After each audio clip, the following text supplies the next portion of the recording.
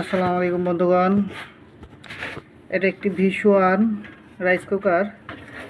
এই রাইস কুকারের সমস্যা হলো কয়েল। দেখেন, কয়েল জায়গায় জায়গায় বেঁকা হয়ে গেছে, হিট হয় না, রাঁধতে অনেক সময় লাগে। এই কয়েল চেঞ্জ করব,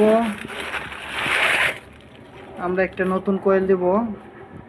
দেখেন, এই কয়েল আপনারাও নিজেরাও চেঞ্জ করতে পারবেন।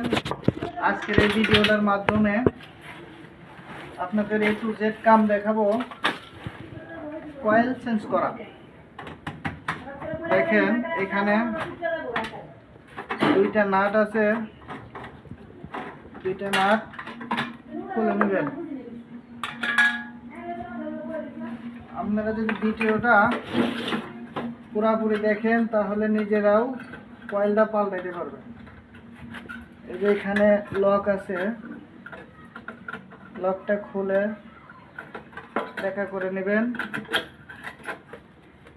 এরপর এখানে নাট আর এখানে নাটটা শুধু লুজ দিবেন। দেখেন ভাই, পাতিলের ব্যবস্থাটা বলেন।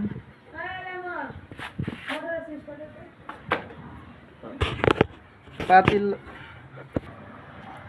এই যে বন্ধুগণ, এই একটা নাট আর এই একটা নাট খুলতে হবে।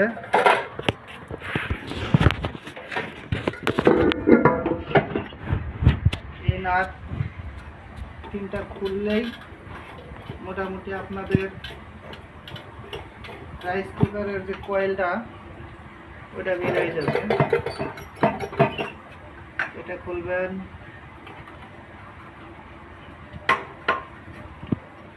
দেখেন আমার একটা নাট বাদ আছে, এই নাটটা আমি খুলে ফেললাম।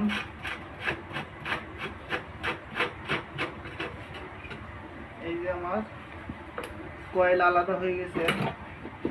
আপনাদের যদি দেখাই, এই দেখেন বন্ধুগণ, কামটা একদম সহজ।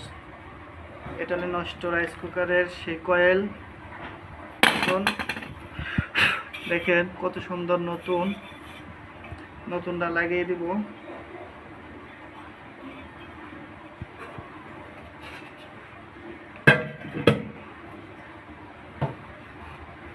এটা আপনারা ইচ্ছা করলে বা চেষ্টা করলে নিজেরাও পারবেন যে না, এমনটা কিন্তু নয়।